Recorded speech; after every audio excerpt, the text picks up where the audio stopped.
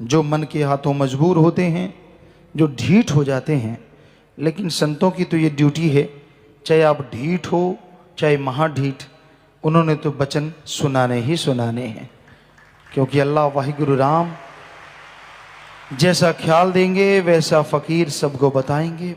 तो आज के कलयुग में, इस घोर कलयुग के समय में, लोग मन के हाथों बुरी तरह से मजबूर हैं, बुरी तरह से व्याकुल हैं, पगलाए हुए हैं, बुरी तरह से गुमराह हैं। तो ऐसे घोर कलयुग में अल्लाह वाहिगुरु मालिक का नाम ही एकमात्र उपाय है जो जीव को फिर से खुशियों से मिला सकता है, फिर से उसकी दिया में रहमत के काबिल बना सकता है। तो संत पीर फकीर यही समझाते हैं कि भाई 5 चोर लूट रहे हैं, दिन रात एक चोर एक ठग लग जाए और पूरा शातिर हो, बड़े बड़े होशियारों को बुद्धू बना लेता है। यहां तो 5 लगे हुए हैं।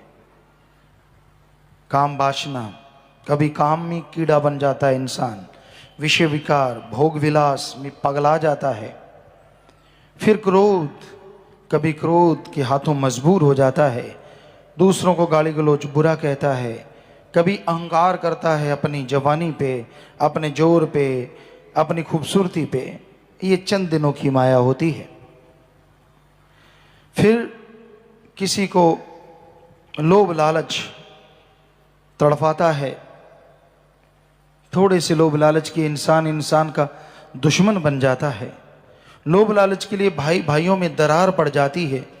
एक ही माँ का दूध पिया, एक ही माँ बाप का साया रहा, एक ही रगों में दौड़ने वाला खून, जो बचपन में एक दूसरे के लिए कुर्बान होने को तैयार रहते थे, वो एक दूसरे के खून के प्यासे हो जाते हैं। ऐसा है लोभ लालच। अपनी औलाद के लिए, बाल बच्चों के लिए, परिवार के लिए पगलाए रहते हैं लोग।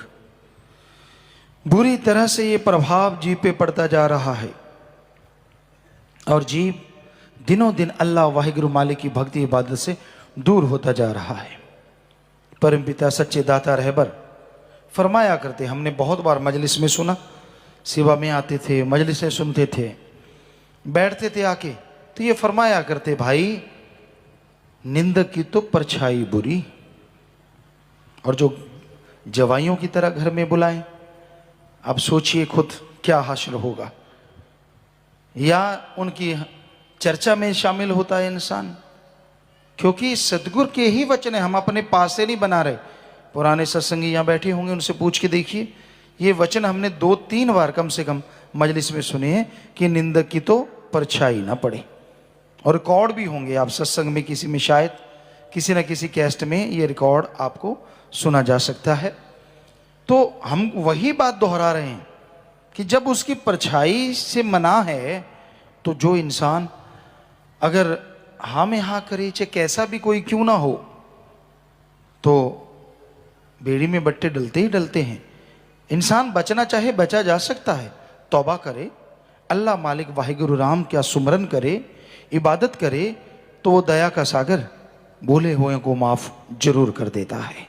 अरे जो गणका वैश्य को माफ कर सकता है, सदना कौड़े जैसे राक्षस ठगों को माफ कर सकता है, पर आदमी सुमरन करे, आइंदा से नहीं, पारे की तरह विश्वास नहीं होना चाहिए, यकीन ऊपर नीचे ऊपर नीचे ऊपर नीचे। जो पारा टाइप विश्वास होता है वो कभी खुशियां हासिल नहीं कर पाता। दृढ़ विश्वास एक चट्टान, एक पर्वत की तरह, लाख आंधी तूफान आए जो हिला नहीं करते, प्रेमी के दिल तो पर्वत होते हैं। बेप्रवाज ने फरमाया, पर्वत की समय अड़ोल अड़िग, कोई कुछ भी बोले कोई परवाह ना हो, या तो मुंह तोड़ जवाब दे या फिर कान ना दे, सुने तक ना, वही इंसान खुशियां हासिल करता है। वरना आने वाले जीवन में उसको भी उस बुराई का भागीदार बनना पड़ता है। आदमी इस संसार में कोई भी सवाल रूहानियत का हो, दुनियादारी का हो, पूछना चाहता हो अपने पीरो मुर्शिद कामिल से, वो बद्दुआ नहीं देते, वो तो बताते हैं कि ऐसा कर्म करने से ऐसा होगा। तो 5 चोर, काम वासना क्रोध लोभ मोह अहंकार मन माया, निंदा चुगली झूठ फरेब, ये सब जीव को ले डूबते हैं। कभी भी ऐसी चीजों में नहीं जाना चाहिए।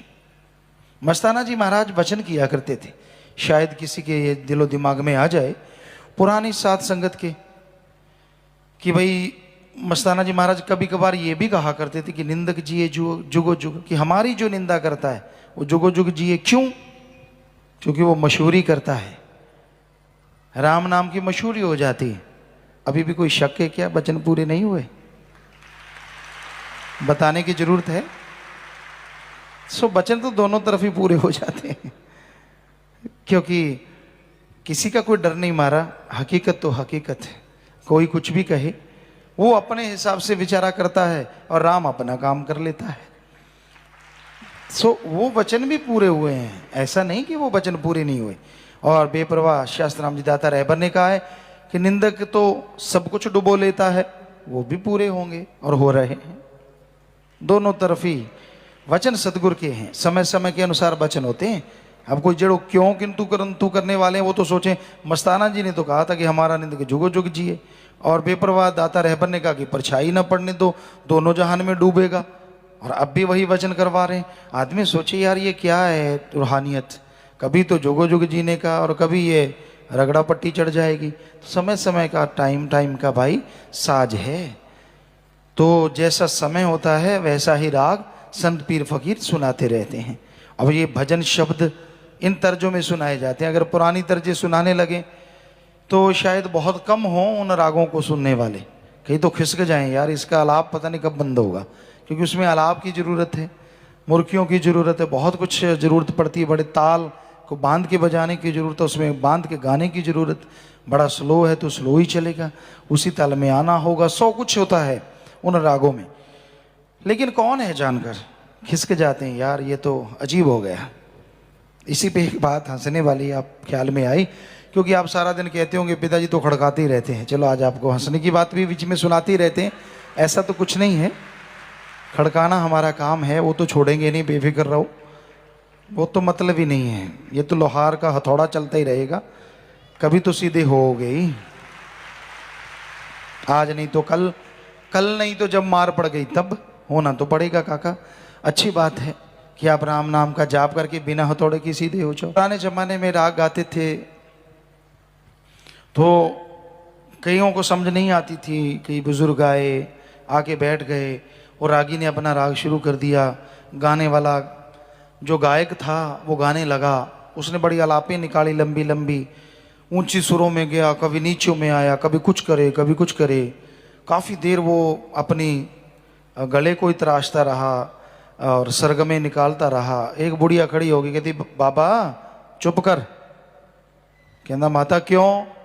कहते भाई कल साडा कट्टा भी यहीं करदा सी तड़के। किसी को समझ नहीं आते, कई बार कईयों को बेचारों के पसीने छूट जाते हैं, उनके राग अंदर ही नहीं धसते। सो जैसा समय वैसा राग। सो बेपरवाह जी ने जैसे इंसान हर बुरे काम में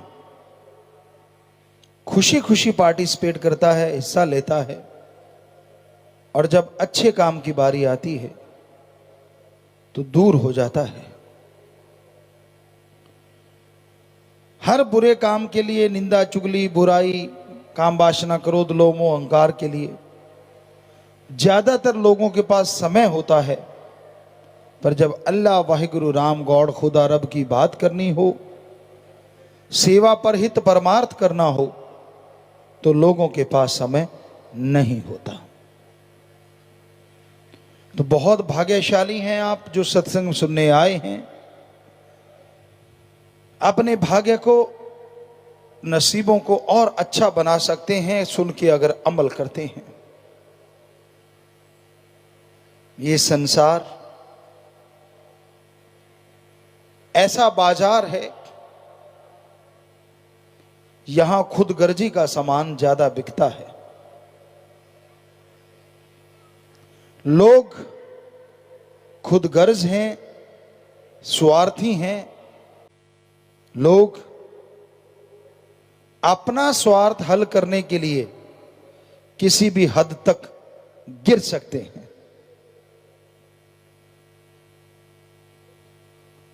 किसे गल्लों छड़दा ना संसार जी, ऐसा दौर है, दुनिया के लोग किसी बात के लिए नहीं छोड़ते। अच्छे कपड़े पहनते हो तो कहते हैं यार ज्यादा ही बनता है,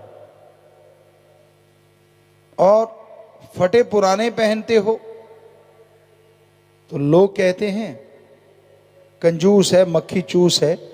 सब कुछ होते हुए भी नाटक करता है। तो इस दौर में यह जो समय चल रहा है, आप मस्त रहें राम नाम में, होशियार रहें दुनिया के काम में, तभी बचा जा सकता है। वरना आज के दौर में लोग जो भी बात करते हैं उसके डबल मीनिंग है। एक वो जो सुनने को मिल रहा है, एक वो जिसका अर्थ कुछ और निकलता है।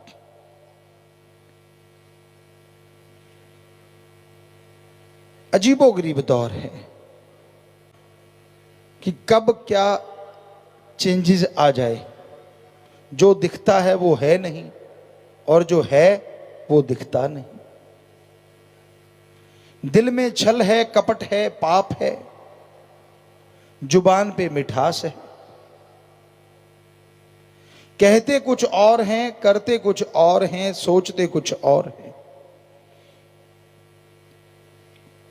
ऐसे दौर में एक ही तरीका है, अपने सिद्धांत,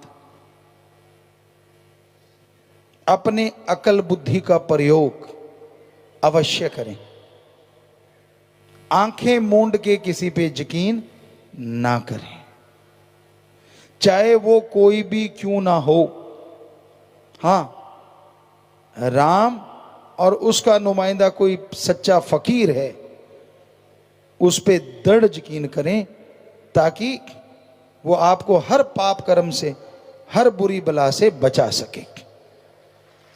अपने आप गिर जाते हैं, अपने आप चोटिल हो जाते हैं बुरे कर्म कर करके, और दोष भगवान को देते हैं। तरुवर फल नहीं कात है, सरोवर पीब न नीर, परमारथ के कारणे संतन भयो शरीर।